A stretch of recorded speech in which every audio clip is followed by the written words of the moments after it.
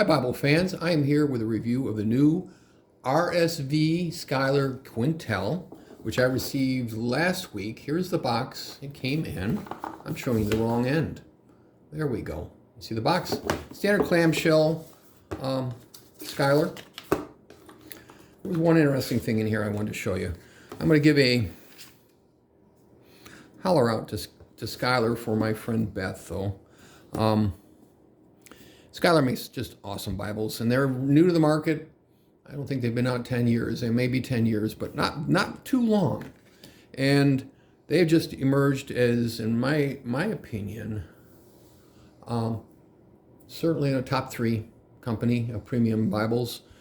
And they have not fallen into the trap of producing Chinese-made, a little less expensive and a little less quality Bibles that some of the major publishers have done. Though they do sell those Bibles. evangelicalbible.com. Take a look at it right here. And that's their phone number. You can reach Beth online as the person who takes care of online people. I thought this was very unique. They had sent this with the Bible. It shows where all the material is origined from them. I have a calfskin Bible I'm going to show you in a minute. It came from Germany, the calfskin. Paper from France, goatskin from India. This is not a goatskin.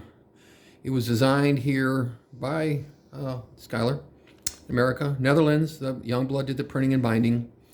UK has Beresford ribbons. Denmark did the typesetting, and the calfskin liner came from Italy. It's a very European, mostly, Bible producer.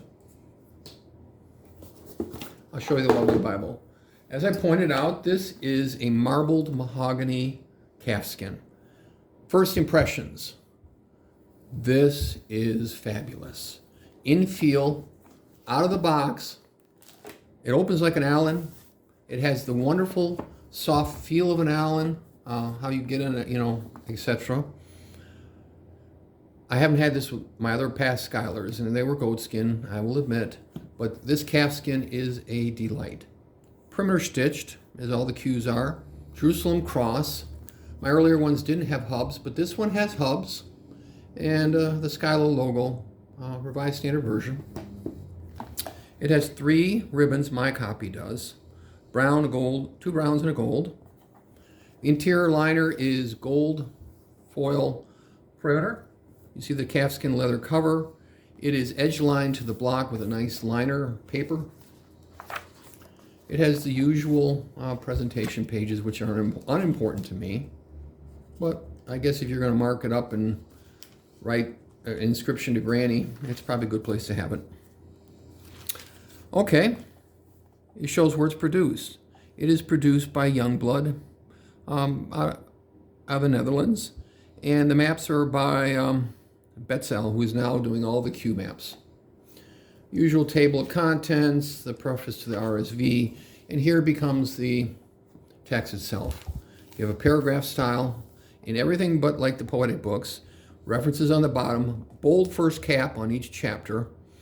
There are no headings, I see, for description of what's in these sections. That's interesting, interesting choice. And I don't believe all Schuylers do that. I'm going to check my other cue here that I have in a minute. But let me show you Psalms. Maybe we can see this is how Psalms is laid out. And it's verse by verse to take the poetic into account. This Bible also has the Apocryphal or Deuterocanonical books, as the Catholics call them. It is at the end of the Bible instead of in the middle, or as the Catholics would do, the Orthodox, they would mix it in the Old Testament in different places and not bunch it in a group. But it's there. So it is a valuable resource, and if your church doesn't use them, that's okay. You can read them for their value. Luther and Church of England, etc., at the Reformation still use them, maybe not to the same level of authority, but they recognize their value, and other Protestant groups as well. And only in more recent years decades and centuries, have we abandoned them, like American evangelicals, etc. All right, it has a interesting concise glossary and concordance. Interestingly, this is an NRSV one, which is an interesting choice because there were RSV concordances available. The Bible maps by Betzel with an index in the back. I don't say this is my favorite map group. I probably would like the Oxford's better and the Cambridge better, but it's a good map system. All right. You have the rear. It's art gilded, red under gold, and I want to show this 38 grain ESV, which was a generation 1, and compare it. My only criticism of I hope you can see this. Are we getting it in there? Yeah, here we go.